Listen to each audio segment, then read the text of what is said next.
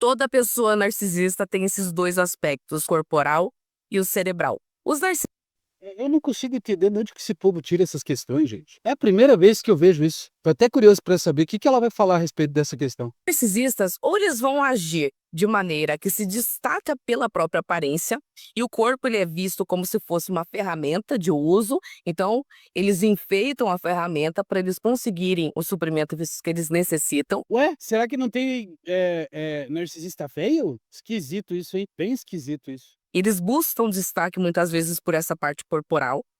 E também existem os narcisistas mais cerebrais que vão tentar buscar destaque pela sua parte mental, pelo seu intelecto, por ser mais inteligente. E você só vai ver esses 2 aspectos quando você está lidando com uma pessoa narcisista.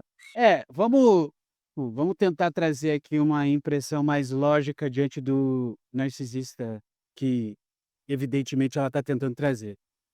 O narcisista, ele não tem esse tipo de estrutura aonde ele entende que ele é a pessoa, iluminada. Não, ele precisa do outro para ter a validação, porque se depender dele, se depender do amor próprio do narcisista, é um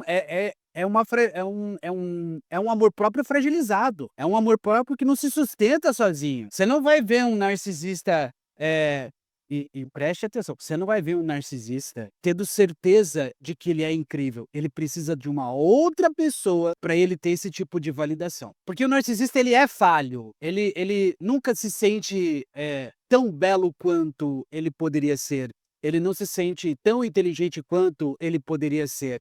Por isso que ele acaba criando farsas, criando mentiras, porque ele precisa da validação do outro para sentir esse prazer diante dessa perspectiva ou daquilo que a gente chama sobre denegação. O que que é denegação, Rafa? É você negar a realidade de maneira consciente.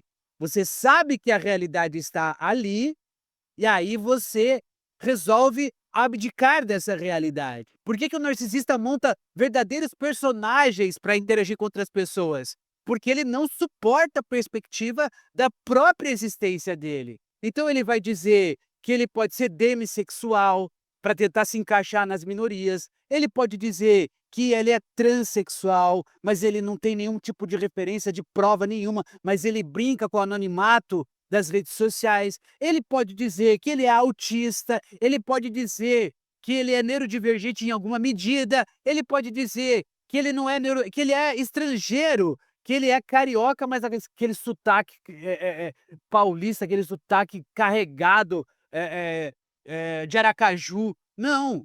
E ele não se liga nessas questões. Raros são os narcisistas que acabam criando uma costura adequada para aquela farsa que ele vai montando. E ele monta farsas diferentes para diferentes núcleos da novela. Ele quer sentir aquela vontade que você sabe que é legal, que é de reconhecimento. Ai, que delícia, me reconheceu. Ai, que delícia. Eu estou percebendo que essa pessoa acreditou em mim, logo eu sou isso que ela está acreditando. Por isso que o narcisista monta farsa. Eu não tenho muita paciência com essas questões. Que coisa, né, gente? Que coisa absurda isso. O pior é que ela é psicanalista. Ai, que tristeza que me dá. E quando nós estamos falando sobre os narcisistas corporais, que são chamados também de sexuais, são Ai, cara, cada invenção de nomenclatura, gente do céu, eu não tenho muita paciência com essas questões. É impressionante como as pessoas elas se perdem nessa necessidade de gerar selos.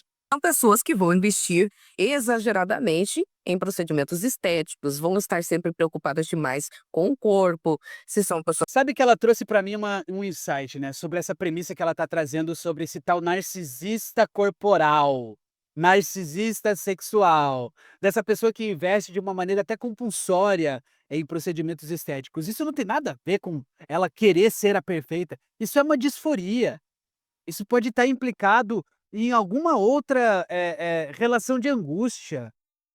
Às vezes as pessoas acham que aquele ser, aquele indivíduo está investido na sua imagem, porque ele é narcisista. Não, não tem nada a ver, gente. Às vezes é uma disforia imagética, é uma dificuldade de encarar as imperfeições ou aquilo que ela idealizou para o próprio corpo. E da mesma forma que você tem pessoas tentando corrigir esteticamente com procedimentos do próprio corpo e nunca tá bom, você tem os atletas de alta performance que cada vez mais vão atingindo um certo grau de perfeição estética e mesmo assim não estão contentes com a própria performance, sabe? Então não faz muito sentido isso estar associado ao narcisismo. Isso é pobre, é um raciocínio pobre, é uma percepção, é uma interpretação, uma análise pobre, ainda mais psicanálise, que a gente privilegia as diversas camadas imbricadas em todo tipo de análise.